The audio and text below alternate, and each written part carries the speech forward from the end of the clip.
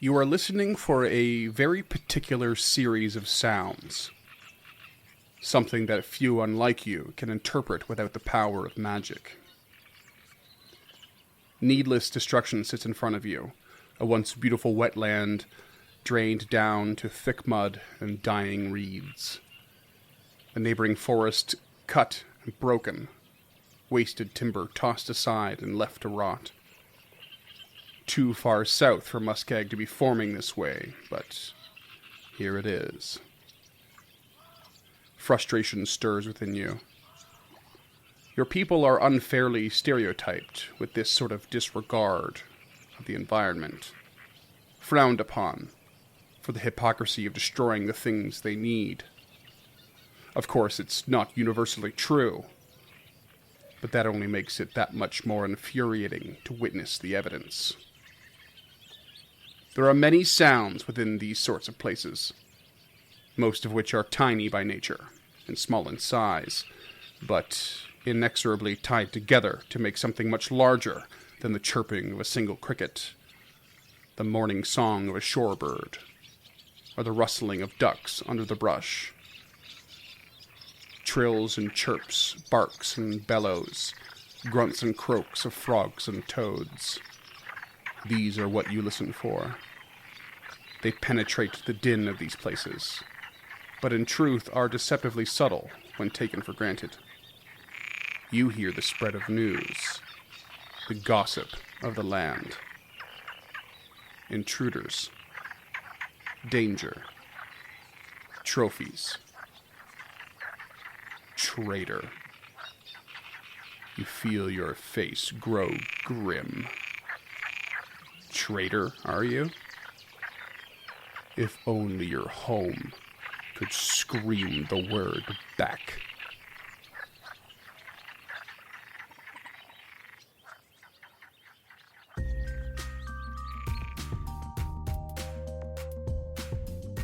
Hey there, creatures, and welcome to Encounter This, a podcast exploration of the creatures from Dungeons & Dragons and the lore that surrounds them.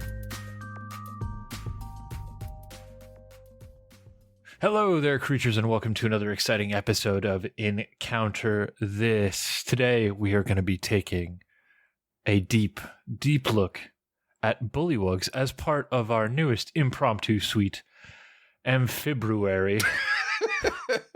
So mad at you right now. Listeners off mic, we were just discussing about whether it should be Amphibruary or Amphibuary. You know, that sneaky R in February. Write in and tell us what you think. Expect both. Yes, definitely expect both. But as always, I am your host, James, the Royal Kid, and taking us through the creature this week is my co-host, Freeman, the Croaker Eiston, and we are going to be following along on the Monster Manual on page 35.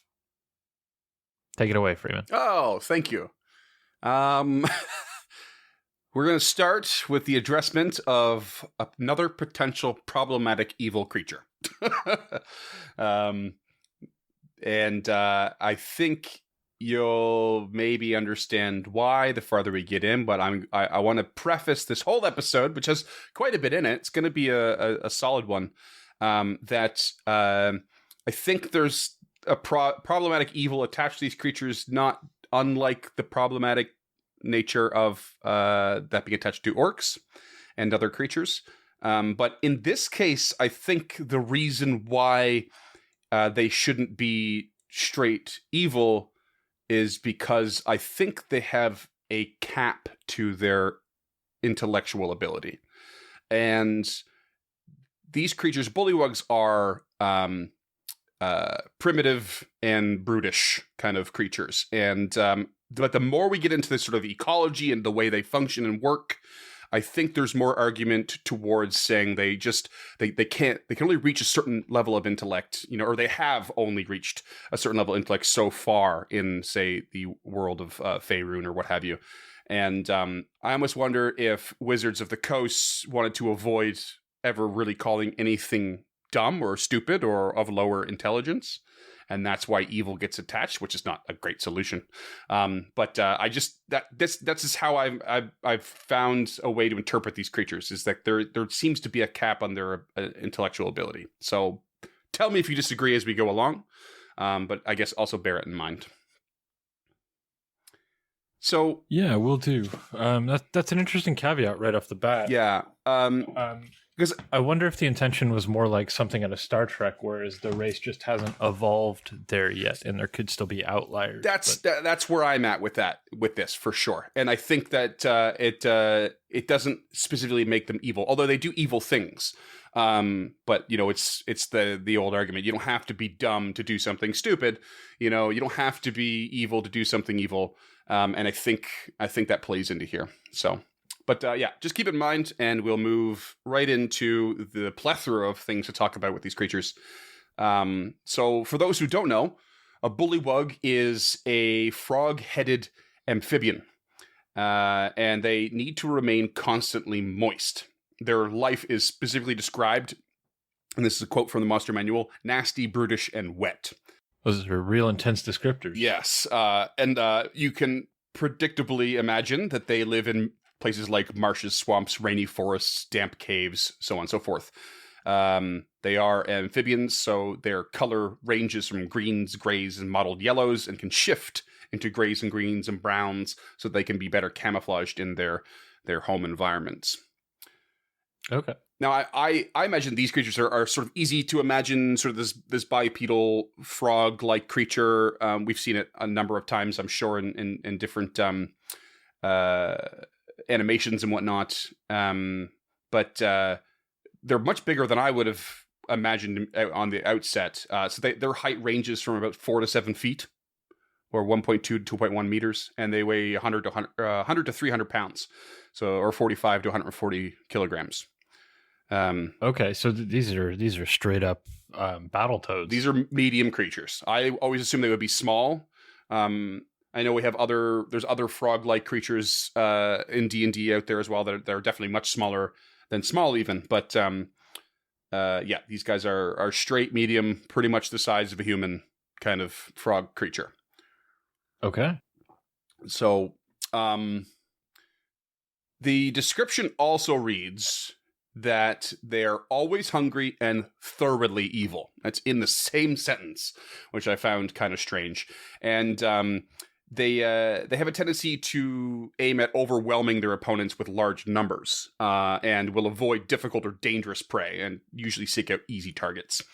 And typically clad in crude armor and primitive, simple weapons, though they can deliver what is described as a powerful bite, but we might take some issue with that later on. Okay. Powerful for what they are, I guess. But so as a culture, Bullywugs consider themselves to be the rightful rulers of swamps, or the environs or homes that they take root in.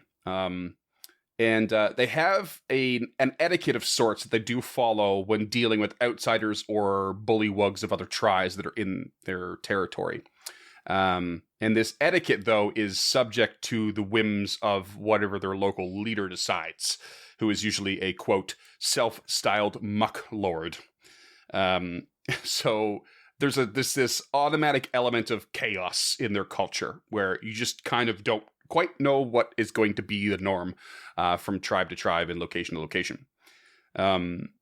But bullywugs in general tend to introduce themselves with grand-sounding titles and like to make a tremendous show of themselves, but also go way out of their way to prostrate and debase themselves in front of their own leaders. So they want to really, really impress outsiders and enemies and that sort of thing and make themselves look really, really cool and awesome. But then when they get in front of their own leader, they're the most meek and mild to like a showy degree.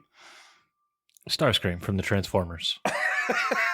What, really? Is that how that works? Yeah. How so? Starscream talks a big game. He's the leader of the Seekers when he's out and about, but when he's not plotting to overthrow Megatron or when Megatron catches him in a plot, he's very much a whelp. Oh, okay. So he's always trying to like become the big guy, but never really succeeds, and always easy to cow. Yeah, he definitely cows pretty easily in front of Megatron, but he does technically succeed for a hot second in the 86 animated film, I think. Mm-hmm. Does he? Is he kind of like Vegeta in that he's like never really happy that he's second best, so he just uses it as a motivator to get better, but he can never really be number one? Starscream never really gets better. Well, anyway, speaking of robots, there are two ways that a Bullywug will try to gain position. So this is actually pretty apt that you brought this up, because one of them is the murder of their rivals, and the other is finding treasure and trying to offer it as tribute or token of obedience to their lord. The former has to be kept a secret, however, so it's about scheming and whatnot, because it is considered a criminal act to still murder their own kind, and if they are caught murdering their rivals, they will likely be executed themselves. So most of the time, Bullywugs will organize raids on caravans and traveling traders in search of valuable items, and value generally is attributed to things that are shiny.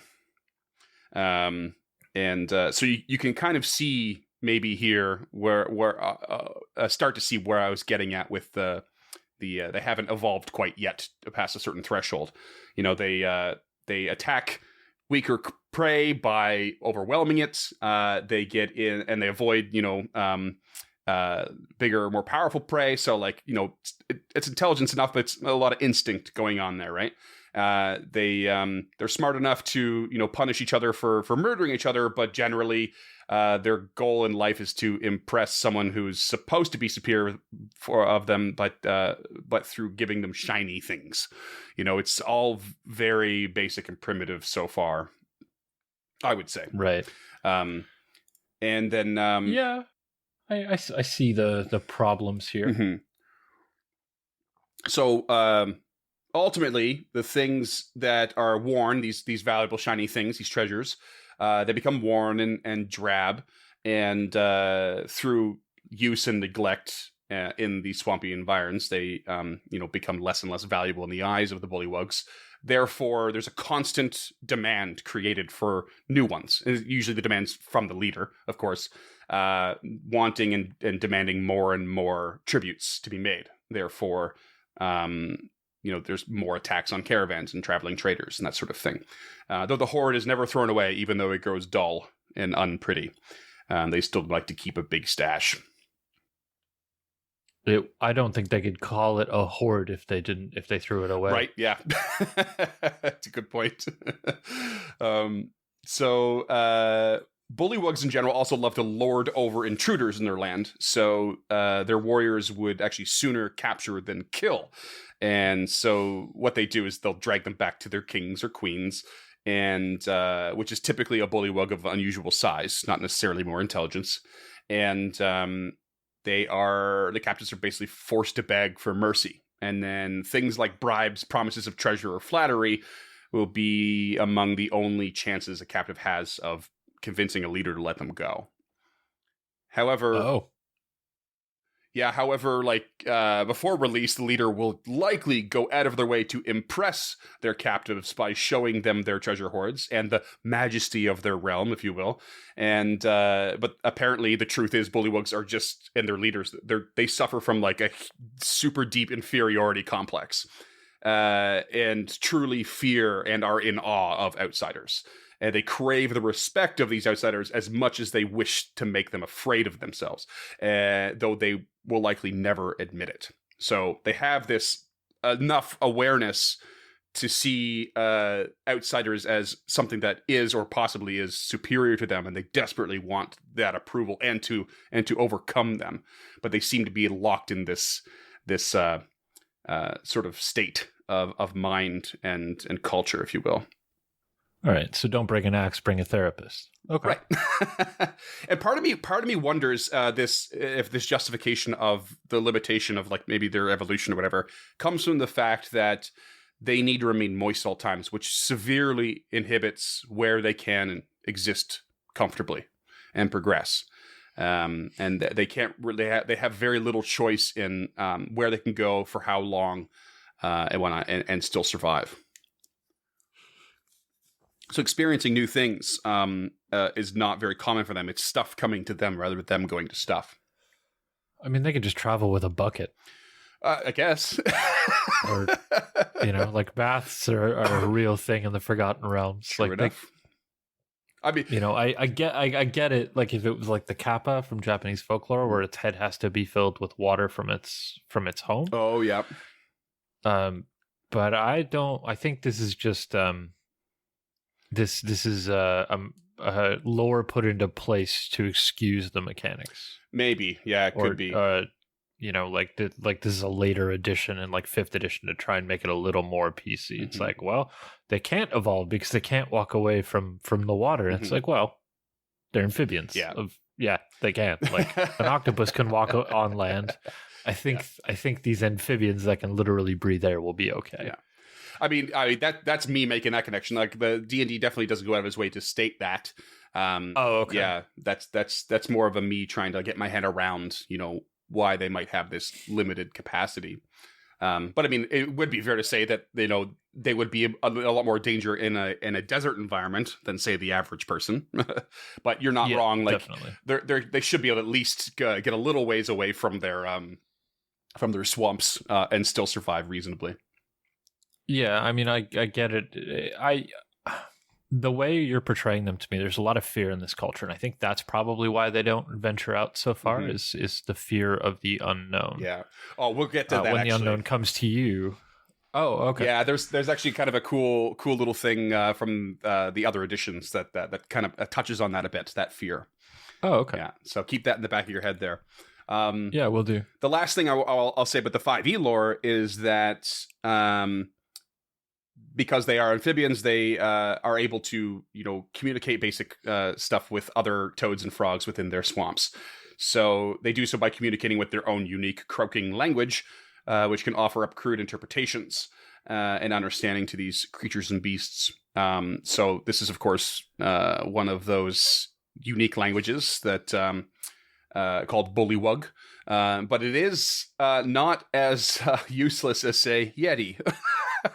This is where I think a unique language actually works quite well because they can communicate with these other amphibians, including larger ones. So they will actually use it to train giant frogs for mounted companions. And the giant frogs have large mouths and the ability to swallow creatures. So they use those giant frogs as a way to carry captives back to their lairs. And plus, the Bullywug language is capable of communicating over long distances, meaning that news of local events or possible targets and intruders can spread across the entire swamp within minutes, which is, I mean, it makes sense, but it's a cool little feature. Like you can't really avoid the spreading of news in their environments. Yeah. I mean, that makes a lot of sense. I really like this use of that language in particular. I like that that it can easily be, communicated. And I like that they because it's so rudimentary and so ingrained in them, it does transcend some of those borders. Mm-hmm. Even special borders, like you said, toads too, right? So. Yeah. Yep. Yeah, and I think that's really cool. It is a unique language to them, but it does share those like things with those lesser species or whatever. Yeah. So yeah, I mean that's the 5e lore. Decent amount to unpack. Yeah, there's a lot to unpack. Yeah. I would honestly just skip most of that, listeners, because a lot of that is very difficult. But that does just seem to be Wizards' way with humanoid creatures. Yes, like, let's just make them dumb, and then they can be quote unquote savages. And I get I get the whole purpose of this book is designed to give you shit to fight, but like, do we really need that? Like, I don't know.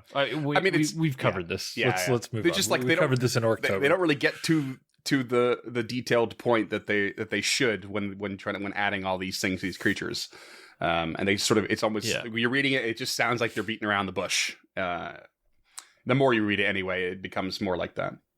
But additional lore. There's some cool stuff here. And we're going to go back all the way back to 2E with this. So a 2E book, Complete Book of Humanoids, a 3E book, The Monster Companion, Monsters of Faerun, a 3.5E book called The Bullywug Gambit, which was part 2 of the Savage Tide Adventure Path.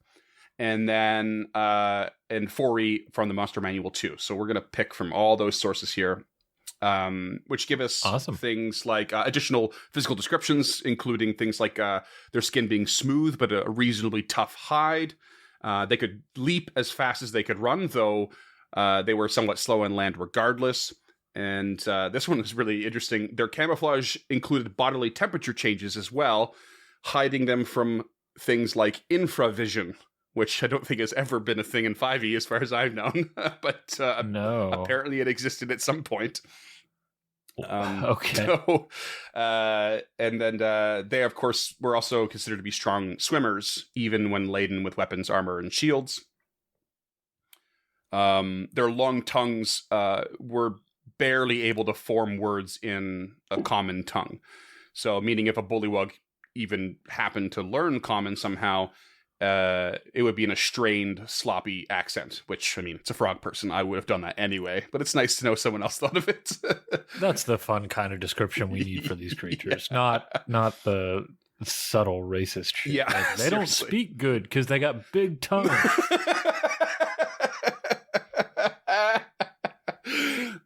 Seriously.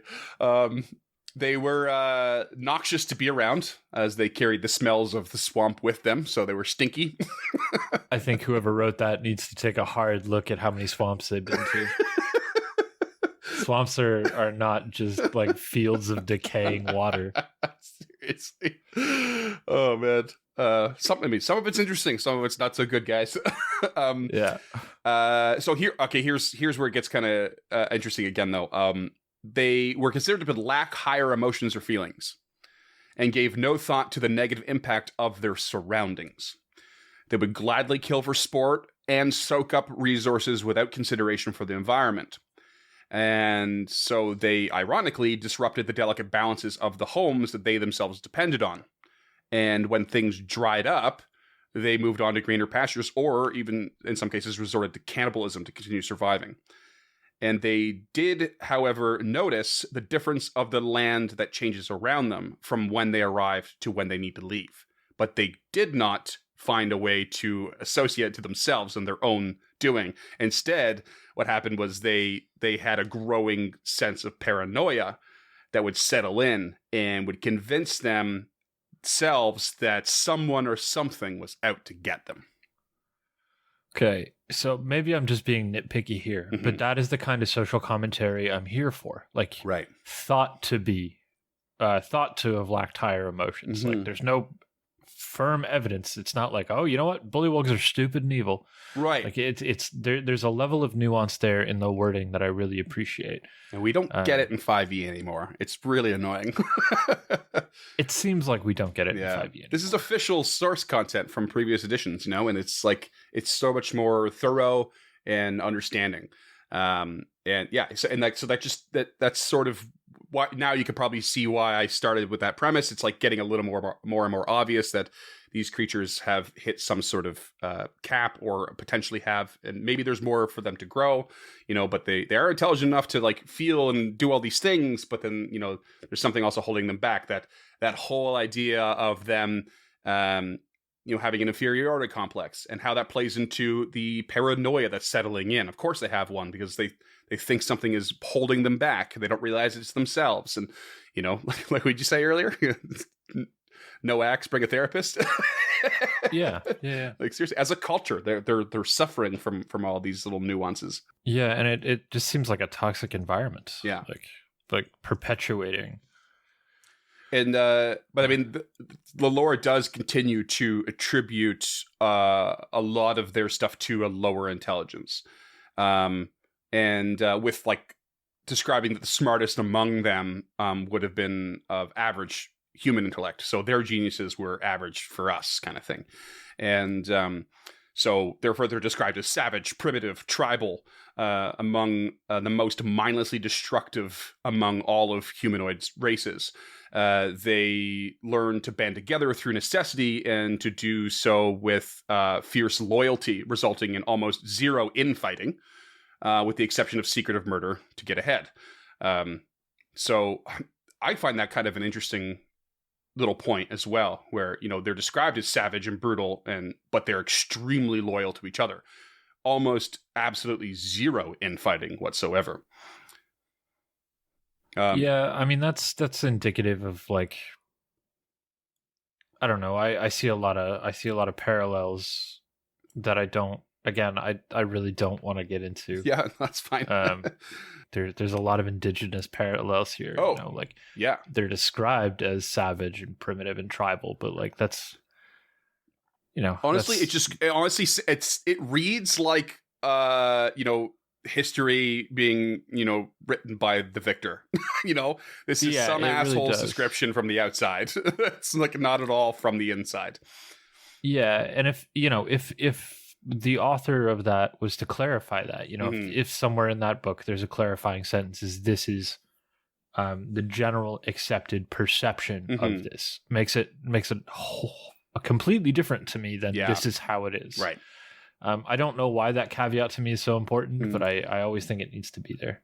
I mean, a little bit more clarity of the intention of someone writing something, it helps a lot, you know?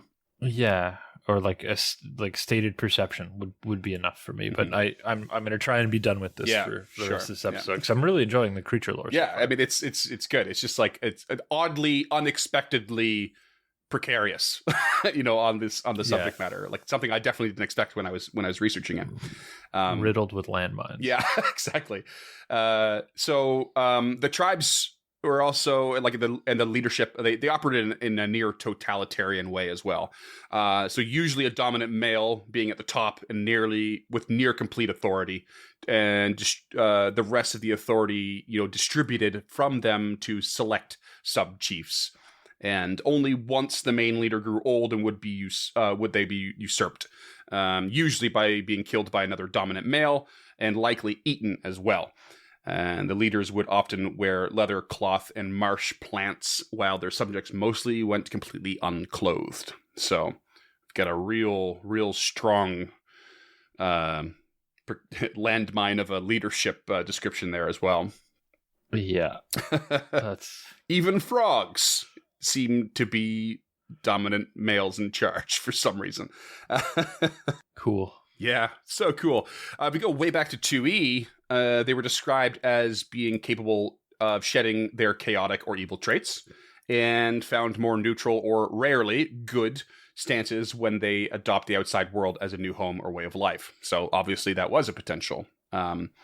And usually larger, more advanced Bullywugs were the ones that ended up in leadership positions. However, they were also one of the few reasons infighting or internal war would ever occur, as they hated those smaller than them and less advanced, and vice versa. So there is this want to get ahead, and the want to usurp the top spot comes from this sort of mutual hatred of like, oh, you're bigger and better than us. And then the bigger and better ones like, oh, you're smaller and not as good as me, you know, and you just have this, like, you know, the infighting. If it does happen, it's there. But then it's the bigger ones that will actually go have the chance to go out on their own and seek the adventuring life at the end of the day, because they're considered the only ones that are capable of doing so and actually continuing to survive. So it's a lot of Darwinism happening here.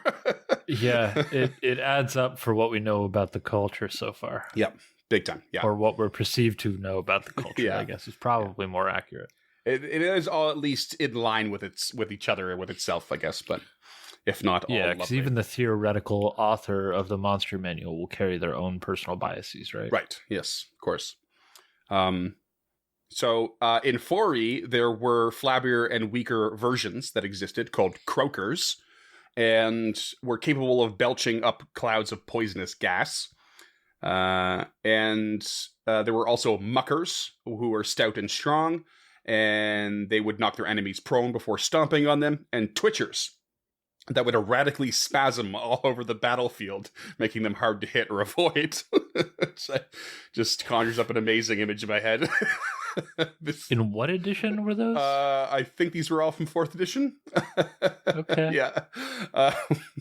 And approximately 10% of the Bullywug populations had access to divine magic and were in the positions as shamans or clerics. Do we know who they received the divine magic from? We will get a little bit to that, actually, yes. I think. Okay, I think we excellent. will. I have some notes of another show mixed up in my head right now, so I hope we do. So the only access to spells taken from their divine domain, which was typically chaos, evil, or water, were inflict spells and summoning spells. And they would often try to summon monsters to aid them in battle, though there was a small chance they would accidentally summon too many and end up fighting their would-be aid, which I think is a fun little mechanic. So they have these rare moments of divine power, but they don't have a whole lot of control or variety with it. Okay. Bullywugs basically they avoided getting too close, but they still preferred melee tactics. So weapons of length and with reach were their preferred method of battle, and they would leap into battle, descending with impaling weapons with twice the lethality than usual. I appreciate the double entendre there. What is it? Did I miss it? Like leap as in act quickly and leap as in the literal action. Leap into battle. I totally missed that. Right over my head. I've been drinking coffee mostly, but no. So they did not, as we kind of discussed before, they did not favor a fair fight. And they would put nets and snares to good use, which I think to me it seems like such an obvious thing. But why wasn't it in 5e? I mean, yeah, why wouldn't they? Well, nets are notoriously difficult to make. That's true. I'm sure snares aren't. Snares are not. Yeah, but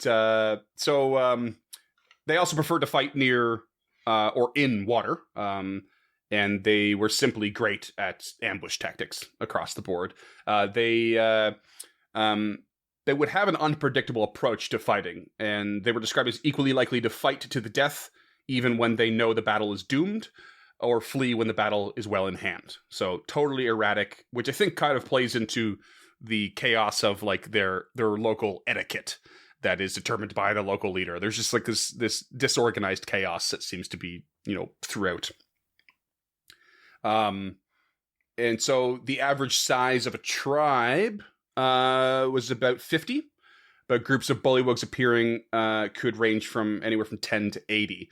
And here's some fun little ones. 4 Bullywugs are known as a pad, and a pair of pads are known as a float. And between 2 to 6 floats were called a pond. I don't understand why we needed that, but I almost appreciate it. Yeah. Like, it's not clever enough to me to necessitate it being written down. But there it is. But it's close. Yeah, it's real close. We've got it whether you like it or not. Yeah, I mean, I guess I'd rather have it than not have it. Mm-hmm. Bullywugs were also seldom known to form alliances with other species. Lizard folk were not outright hostile, but rarely associated with them, though Bullywugs loved to boss them around if they were given the chance. The Sahuagin held them in complete and utter contempt and would raid their lairs and eat them regularly. And that adds up. Griplies, which were introduced in 5e through Candlekeep Mysteries, are considered ancient enemies, and Bullywugs were known for using their shared look and stature to ambush them. Similarly, there was they endlessly battled a species called Sivs, S-I-V, which were in 3E only. And they would battle them over control of like wetlands and whatnot, but that's been left behind. So what is a sieve? It's just like another frog-like humanoid, essentially. Oh, okay. If they're amphibian or reptile. 2 isn't enough. Yeah, right. I mean, we've got like 4. We've got Bullywugs, Gripplies, Grungs, and these old civs. So there's lots of them. And then for no real apparent reason, humans and Bullywugs mutually despise each other. Just cause. Make it easy on the DM. No explanation. Bullywug mythology. Okay, here's where we get into it. So their mythology and their origins are described as primitive and unreliable, themselves generally believing they were created by primordials instead of actual gods. And the only exclusivity they had in the divine was a bizarre god known as Ramenos, god, or possibly a primordial, of intoxication, rest, and decline. He's also known as the sleeping god, and he laid dormant and in a state of perpetual lethargy, seeming to exist simply for the sake of it. He held no clerics and instead offered his power to shamans, and basically never offered aid or avatars unless invoked by a ritual. And disciples also had no obligation to Ramenos other than supporting their tribe and getting intoxicated on plant-based alkaloids.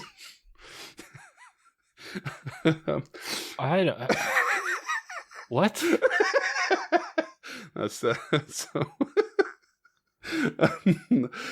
Otherwise, some Bullywugs believe that if they created legacies of savage violence for themselves, they would be reborn as Slotty. Oh, cool. Yeah.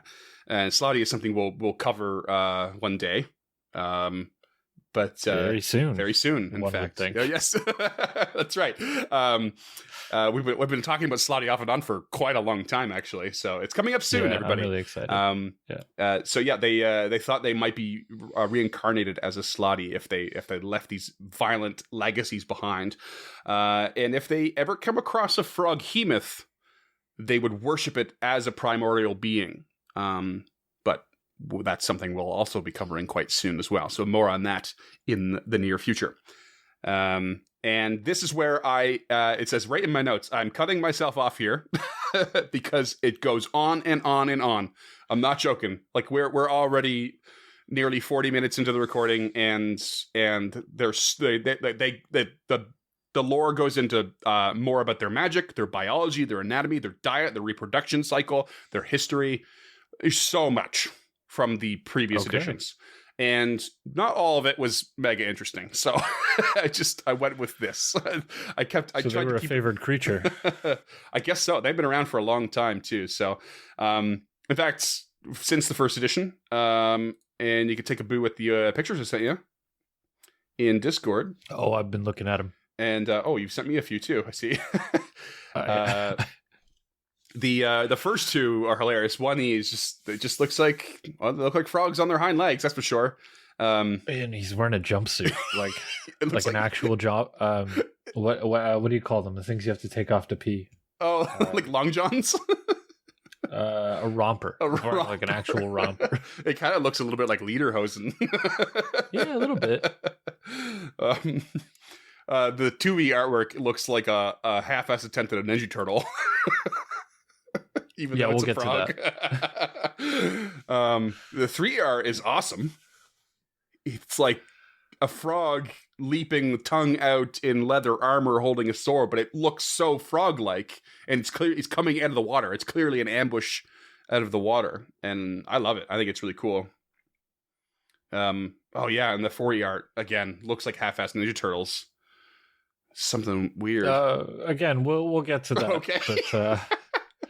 But they actually look more like Battletoads from 4E. Less sunglasses. No, you're totally right. Yes. Yeah, more like Battletoads. And then the 5E art is like, it's almost a little cheesy looking, but it's my only concern with the 5E art is the back legs are out of proportion with a regular frog, and I don't know why that bugs me so much. Yeah. But I really expected to see like these massive, like face-sized calves on it. Yeah, I would too. That'd be great, eh? It's like they went too far in the humanoid direction with that one. Just a touch. Yeah. Like I'd just like to see bigger and longer legs, I think, and like maybe stumpier arms in proportion. But I actually like the 5E art. I got no complaints. Cool. Other than that, I have like a number of of pieces of art. The Instagram is going to be pretty full. The Bullywug week. Okay. So, want to explain the pictures you sent me? Yeah. So that? as soon as you told me frog riding a larger frog, I remembered this photo that I saw forever ago, and it's a little like a dart frog riding a rhinoceros beetle, which made me real happy. So good. And then when I saw that, I found a picture of a bunch of frogs riding on the back of a baby crocodile, and it made me think of a bus. And I don't know why, but I love it. So good. Although technically that might not be a crocodile, it might be a caiman. When you see small ones like that, I always think caiman, because I always feel like everyone's correcting in the comments somewhere. That's not a crocodile, that's a caiman.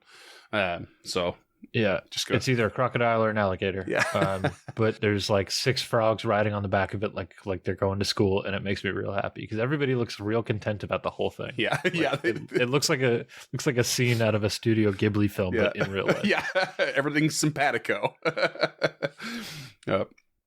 All the frogs are holding on to each other, like it's good. They're on the tour bus. They're taking the local tour. It's real wholesome for some reason. It really is. Yeah. Here's an old piece of art from 2E where they had some sort of unique, like, curved blade. Oh, weird. Yeah, really kind of an odd one. It's almost like a hook with like a guando coming off it. Yeah. So it's hard to describe. That will be on the Instagram for you listeners. This one's kind of interesting. I believe it was described as the bully. So it's like a what's the word I'm looking for? A carriage, like a riding carriage going around a cliff. But the Bullywug is on the roof with another human, and I think it was described as the Bullywug guarding the carriage from an attacker. So the human's the attacker in this case, and the Bullywug is the guard of whoever's riding inside, or who actually appears to be leaping out right now. I find this picture really unsettling because the Bullywug has teeth. Oh yeah. I remember the first time I learned that toads have teeth. That's creepy. Like, what? Since when? They can bite. It's nasty. Do they really have teeth? Yeah, toads have teeth. Oh, that's horrifying. It is horrifying. And these guys have teeth. They have a nasty bite. So the lore says. Again, we'll get to that. Here's a cute little picture of a Bullywug witch. It looks adorable. I really appreciate the little frog familiar. Yeah. Oh, that's right. I didn't even see him. Just under the hat. That's amazing.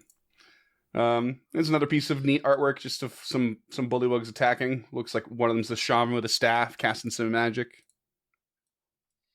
This one is pretty cool. This is actually from the Adventure Path. Oh, is that from the 3E Adventure Path? Yeah, from 3.5e, I think it was. Right. Yeah, it's just like, I like that a lot. Yeah, a couple Bullywugs attacking some dudes in a tavern, it looks like, or a house. And we'll do our best to have that linked below. Oh yeah, definitely. This is a nice little piece of like atmospheric artwork. Clearly, Bullywugs like in a swampy cavern, dark, wet cave, wading through some water. The fireflies about. That's a really nice piece of art. And this one is reasonably new, and it's associated with the newer circle of spores for the druid. Right. And so this is like a picture of a gnome druid, and they have an undead zombie Bullywug companion or animal familiar. That's basically weird. It's basically been like resurrected via their spores. So kind of creepy. Creepy druid. Yeah. Anyway, that's enough about artwork. Loads there. That'll all be uploaded. A lot of it's really good too. Like, it's not often that we have like this like quality of beautiful artwork. Yeah, look, there's so much lore that and thought that went into these creatures over the years, and then loads of artwork to go with it. And yeah, it's just one of those little rare finds. I think I did not expect it to be as big and deep as it is. Yeah. But that brings us to the most anticipated moment, where I tell you about the budget Ninja Turtles. That's exactly why I cracked my beer. Please tell me about budget Ninja Turtles. So these, let me introduce you to a group of characters known as the Punk Frogs. What the hell? Yeah, so on the far right there with the Morning Star, that is Attila the Frog. The one next to it in the Hawaiian shirt with the giant axe is Genghis Frog. The one next to it in the striped shirt is Napoleon Bonafrog. Oh my god. And the one in the back with the quiver is Rasputin the Mad Frog. And they all... So I say they're budget Ninja Turtles because these were at one point antagonists and allies of the Ninja Turtles in the 1987 TV show. Oh, no kidding. And they are known as the Punk Frogs. The Punk Frogs. They actually just look dumb. They look like Muppets, but they're a cartoon. Like they look like they are completely blank in their minds. Yeah, it doesn't. They're none of the art is much medieval better. weaponry and wearing Hawaiian shirts. Yeah. Like what? Oh, back then anything would fly, right? Like anything. Anything that would sell toys, yeah. Ah, ridiculous. Well, you can't just have one of the Punk Frogs. You got to have all four. All four. All right, I'll post that too. That's ridiculous. Hashtag punk. As far as like cultural lore goes, I mean, I didn't really find anything. Like, I mean, I didn't come across punk frogs, but apparently they existed. This is a memory that I pulled out for this. This isn't like my research. This is me remembering this nonsense from my most recent rewatch of the cartoon. I feel like I've seen, bipedal frogs in different, maybe Disney movies or something from Studio Ghibli or something like that. But I don't know. Just like nothing comes to mind. I didn't see anything in my research that popped out. But I'm just gonna keep sending you photos of punk frogs. Okay, please do. But I could have gone out of my way to do some random frog cultural facts and stuff, but I actually decided I would save that for another episode this month because we have 4 stat blocks to review. Although they shouldn't be too long because they share a lot of the same stuff. But there's only one in the Monster Manual, but we're going to reach out into a few other books. So, I mean, technically spoilers for like pre-written adventures. It's your spoiler warning now, in case that matters to anyone listening. But yeah, let's crack. Well, I mean, I've already cracked mine. Let's crack the old blackmail stout. This one goes out to Peace Joy Pancakes. She wanted us to crack a beer for her during our recording session. So pour one out for the homie, and let's get into frog creatures and how you fight them. Okay. Want to take a guess at the old CR? Low. Like 2? Yeah, well, way lower. Oh, really? Yeah. That's so sad. It really is. Bullywug is a CR 1/4 standardly. Sadness to the nth degree. So CR 1/4, HP 11, swim speed of 20, land speed of 20, swim speed of 40, AC 15, the hide armor and shield. So, I mean, for a 1/4, it's middling, I guess. Medium in size, humanoid. Alignment is neutral evil. I would very much like to change that to chaotic neutral myself. But language is known as just Bullywug. And really nothing to speak of other than that. They got a +3 to stealth. And their highest ability score is Con at 13 for a +1, but it just matches Strength and Dex at 12 for a +1. Yeah. Intelligence is literally barely above Beast at 7 with a -2. So yeah, that's unfortunate. Yeah. They are, of course, amphibious, so they can breathe water and air. They can speak with frogs and toads in their native tongue. These are all abilities listed. Camouflage in the swamp, swamp camouflage, advantage of stealth checks when hiding in swampy terrain. And standing leap, long jump up to 20 feet and high jump up to 10 without needing the running start. Not the sort of thing I think we've ever really used that much in 5e, leaping and following those rules too much, but but they are there. A little bit. Yeah. But None of the players in your games tend to really want to do daring acts like leaping and stuff.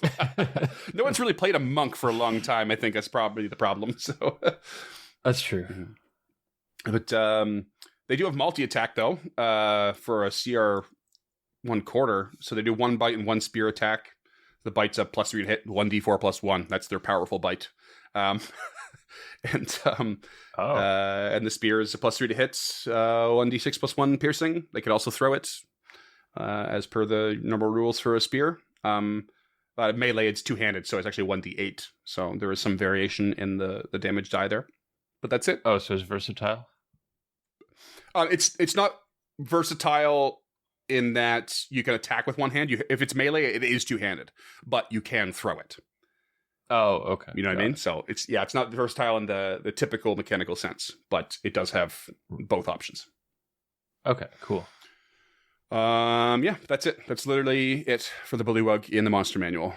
Pretty boring. Yeah, it's kind of sad. But we can dig into some others.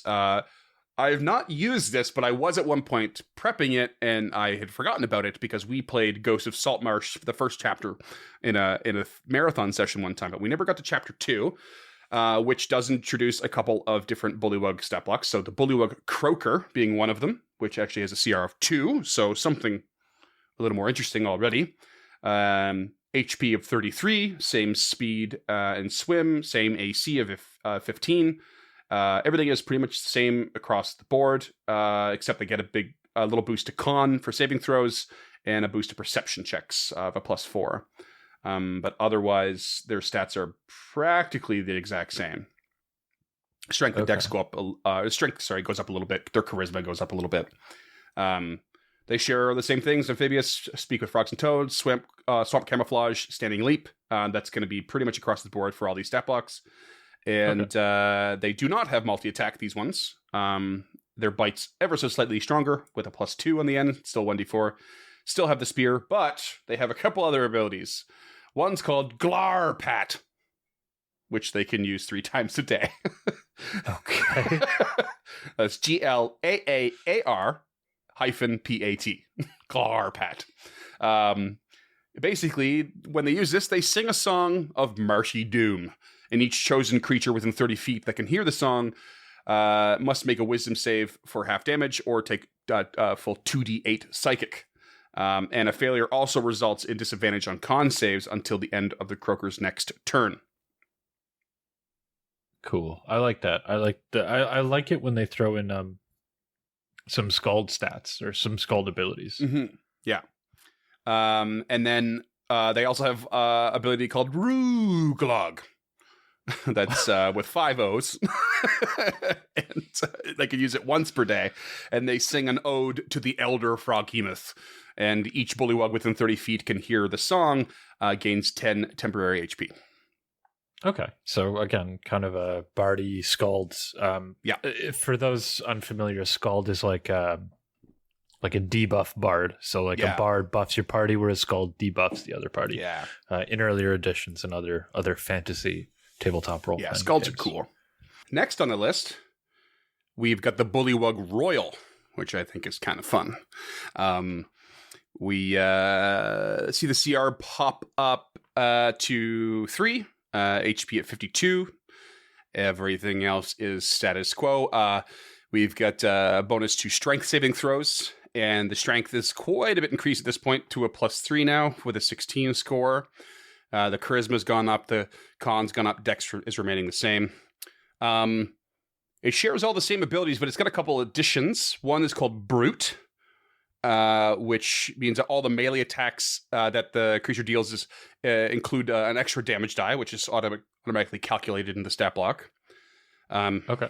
I always find that's one I always found kind of strange that they have to put that as an ability instead of just like, I guess to justify that their spear is now doing 2d6 instead of 1d6. I guess it's just a weird 5e thing, eh? It is, yeah, and it gives for those of us who like to deconstruct stat blocks, specifically guys like us, yeah, it explains where things came from. Right. Yeah, totally fair. And they also have the ability Frog Rider, because they be riding around on a giant frog. That's kind of their shtick. Yes, please. So it gives them advantage on their melee attacks while riding on the frog. So they're getting an extra damage die and advantage on their attacks. So they can be pretty deadly pretty quick. They do have multi-attack again, but instead it's one bite and one royal spear. So the royal spear is a little bit different. It has the damage die increase, so 2d6 on the throne, 2d8 on the melee, but it does have a reach of 10 feet as opposed to the normal. And if a creature is medium or smaller, they have to do a DC 13th strength save or be knocked prone. Oh, cool. Yeah, so I like that. The potential here is pretty big. You know, advantage attacks, striking really hard, possibly knocking you down in your ass. They've got the reach, although that, you know, to some degree that's necessary when you're on a mount. And they have an ability once per day called Croaked Decree, and the royal makes a loud pronouncement. Each bullywug within 60 feet can hear the royal's pronouncement, has advantage on its next attack roll. Okay, so we've seen that before with I think orcs. We've seen that. I think so. Yeah. So you have these. I have a question for you. Mm-hmm. Is the frog mount stats included in this stat block? Like when we look at this character's speed, does that include the frog mount? Or are we just to assume it's riding a giant frog? No, this is not with the assumption of it riding the giant frog. No, it is its own speed and AC and whatnot. So the giant frog stats would be separate. Okay, and we are to assume that it is a giant frog that it's riding. It's not a different creature. Yeah, well, the ability is called Frog Rider, specifically, and so but you've already mentioned the froghemoth today. Oh yeah, they don't ride froghemoths; they worship them. Gotcha. Yeah, again, we'll cover that a little bit when we do froghemoth, but okay. Yeah, they do not ride them. No, that's a no. That would be taboo, I think.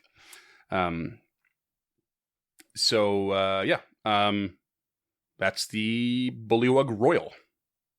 Okay. I'm starting to get into it now. Okay. I'm starting to get a feel for these creatures. Well, let me take you out of it. Okay. As we're going to cover a specific creature, a named Bullywug from Horde of the Dragon Queen. Oh, okay. And his name is Farblex Spattergoo.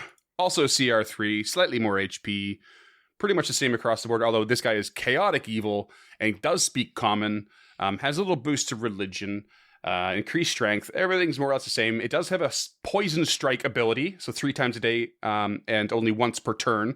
When successfully hitting with a melee attack, they can add 2d8 poison to the damage. They do have the Frog Rider ability as well, but they also have your favorite, spellcasting. Yeah, well, I mean, maybe it'll be good. They're considered a 6th level caster, wisdom as a modifier, DC 13, plus 5 to hit. It is a prepared druid list specifically. Was this from Dragon Queen? Is that what you said? Yeah, Horde of the Dragon Queen. Okay. And yes, they have like Druid Craft, Guidance, Poison Cloud, Cure Wounds, Entangle, Healing Word, Thunder Wave, Bark Skin, Beast Sense, Spike Growth, Plant Growth, Water Walk. That's it. I'm not even going to get into slots. It's all just super thematic druid stuff for frogs. And they also have the Croaked Decree, I think it is. I might have screwed that up in the stat block. I don't think they have that, but I can't quite remember. But no, I just wanted to point out that there's Farblex Spattergoo. He exists, and he is completely unspecial compared to the others. Right. He's got I love the name, though. Boring spellcasting options and some of the abilities of the other Bullywugs. And I wanted to include it. Well, I read that he existed, and then I asked you if we had a copy of Horde of the Dragon Queen, and you said, why the hell would you want that? It sucks. So I was like, now I want to include it even more. Because reading the stat block, I'm like, yeah, this creature's boring for a named something, especially compared to what they did with Ghost of Saltmarsh. But yeah, I've never read Horde of the Dragon Queen. So tell me more. So, Horde of the Dragon Queen was it is the first ever module written for Dungeons and Dragons 5th edition.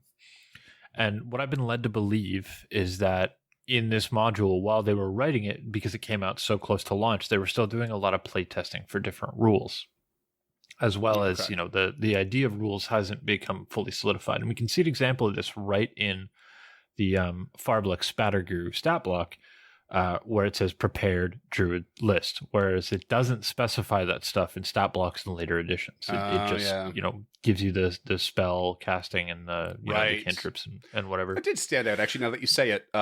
You know, it's a druid list specifically. It's really, yeah. And prepared as well. Right. Like, prepared means something in 5e. So, like, you know, those words are eventually become redundant. So they take them out. So because Horde was written while 5e was still being developed, there are a lot of concerns about encounters and encounter design. Like, I think one of the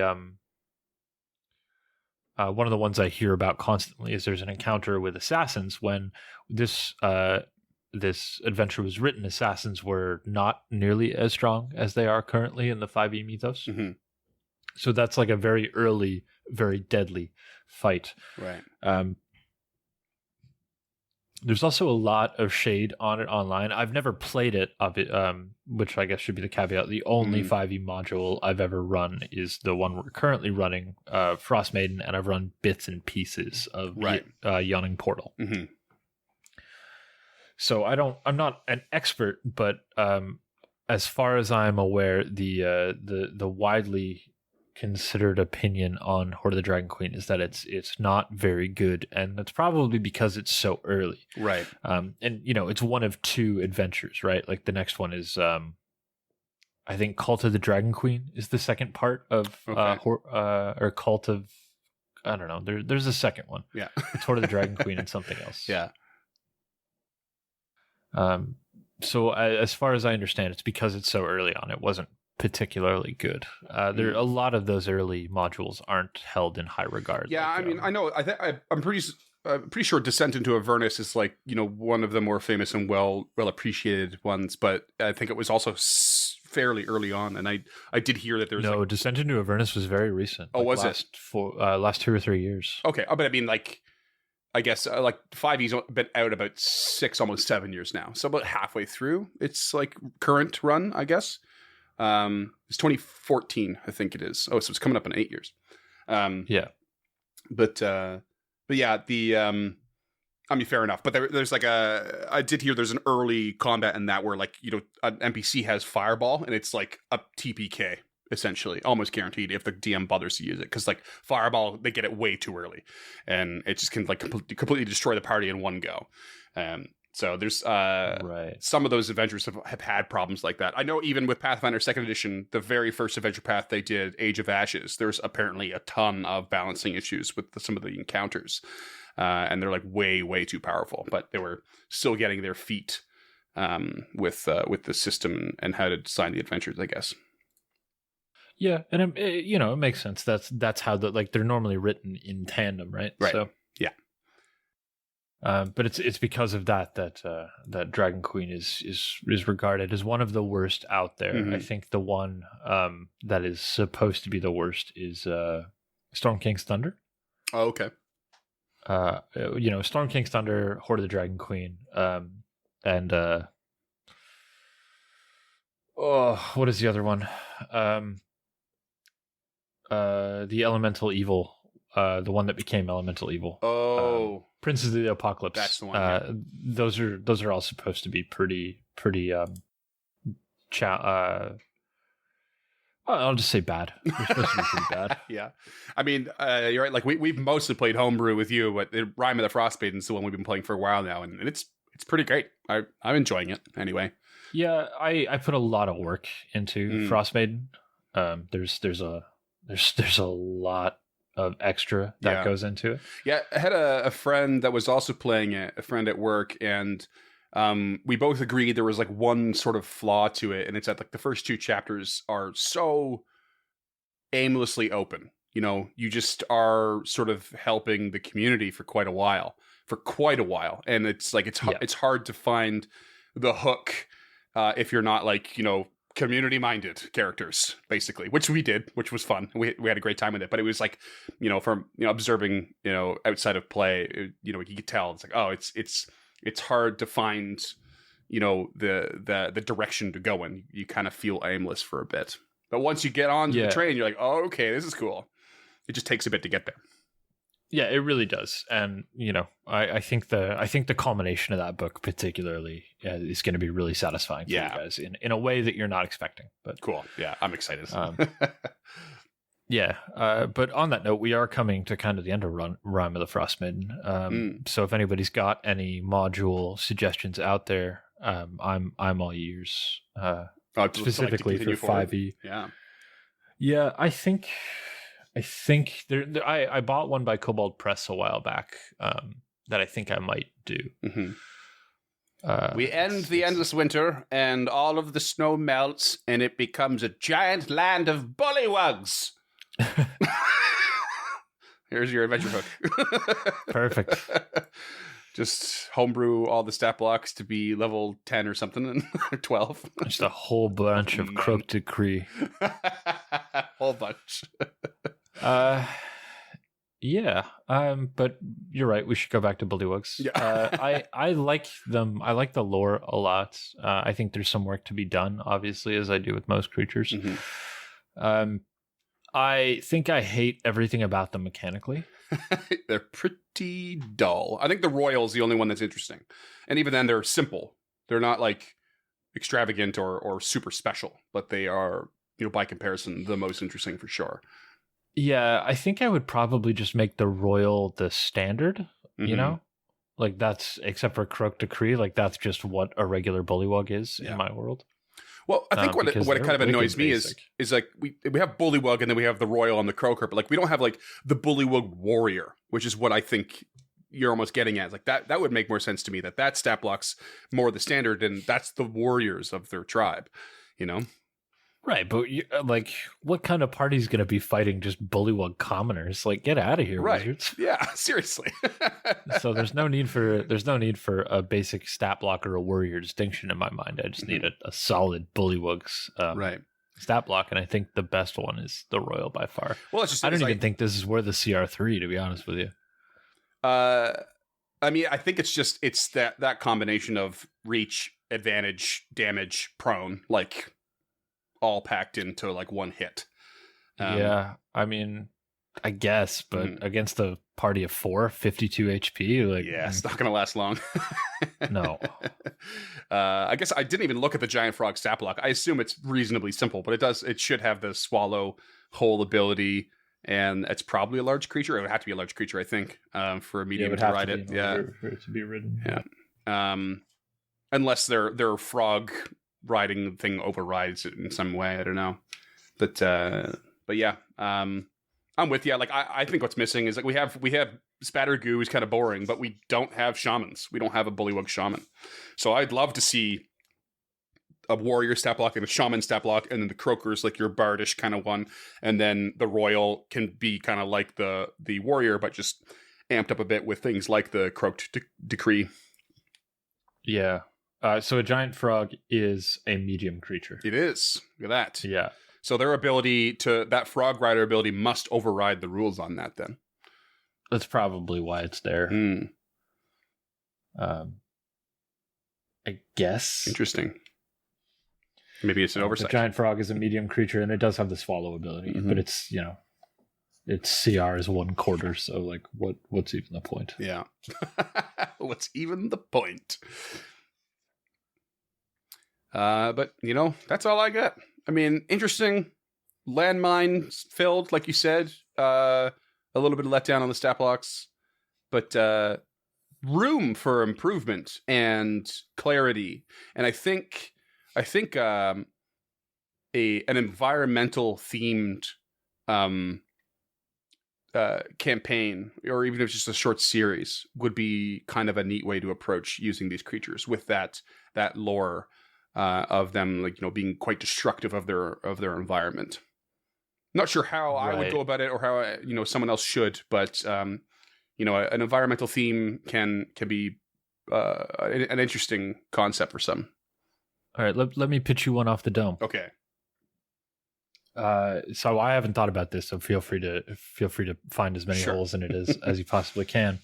Well, the setting is like a little hamlet, like somewhere just outside of a wooded area. Like their GDP is probably, forestry and maybe wheat. Like very, very, small community, but is part of the backbone of a larger regent, or a barony, or what have you.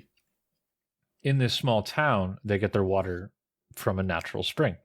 The natural spring is filtered through a swampland upstream in the forest somewhere, and that swampland is where the Bullywugs call home, and they have essentially destroyed it, accidentally poisoning this town's water supply because it's no longer being filtered through the natural wetlands. So you have to go in, find out what happened to this town's water supply, figure out how to fix it, maybe invent an aquifer, and then, chase away the Bullywugs who are destroying the environment. Hell yeah. And you know what? If anyone's planning on or is playing Ghosts of Saltmarsh, you could absolutely homebrew that in easily. Because there are Bullywugs that exist in the area, although I can't say, again, spoilers, it's closer to a lizard folk stronghold that you have to sort of investigate in Chapter 2. And the Bullywugs are nearby or along the way. It's like I think it's an optional encounter. But you could easily, like that most of Saltmarsh, which is a fishing town in, I think it's more of a Greyhawk setting, but there's lots of like unexplored swamp terrain, and like some of it's really deep and really dark with some crazy shit happening. And Ghost of Saltmarsh specifically is built kind of like Dungeon of Waterdeep or whatever it is, where you can just sort of plug and play each chapter. You don't have to do them in order. They're not like they're related enough that you can do it as a whole adventure, but you don't have to at all. So is that how Dungeon of the Mad Mage is let? I think I thought it was done. Or are you thinking of Tales of the Yawning Portal? Well, isn't Tales of the Yawning Portal like they are separate from each other? You just happen to jump into the Yawning Portal each time. Actually, yeah. Whereas like, so they're not actually happening in the same spot. Where Dungeon of the Mad Mage is like, I think you're going down each level, right? But you could start in the middle if you want. I think I've not read either of those in quite some time though, so I don't think they have this massive overarching foundational story. I don't think. Don't quote me on that. I'm probably totally wrong. Okay. Yeah, but Saltmarsh is like, it is totally interchangeable. You could do a one shot or like a long session like we did like a 12-hour marathon and did chapter 1. So I think it's more indicative of Yawning Portal because I've read a bunch of Saltmarsh since we played. Sure. But they are standalone adventures that you can intertwine if you're feeling brazen. Yeah. And that is a really good Saltmarsh is a really good adventure to dig into some environmental issues, to tag on big time. You've got the foundation of the terrain for it already built. It's also great for new DMs. Yes. So anybody who wants to dip their feet into, if they've done the Lost Mines or whatever adventure comes with the Essentials kit, a great starting place would be Saltmarsh from there. It is sort of a mysterious adventure to a degree, but I can say like the beginnings of the adventure in general are not steeped in like brutal, crazy magic. It is like a bit mundane, but it's about finding secrets and searching through superstition and dealing with local flora and fauna and other species. And like it potentially is a very good role playing one with other like tribes and stuff like that.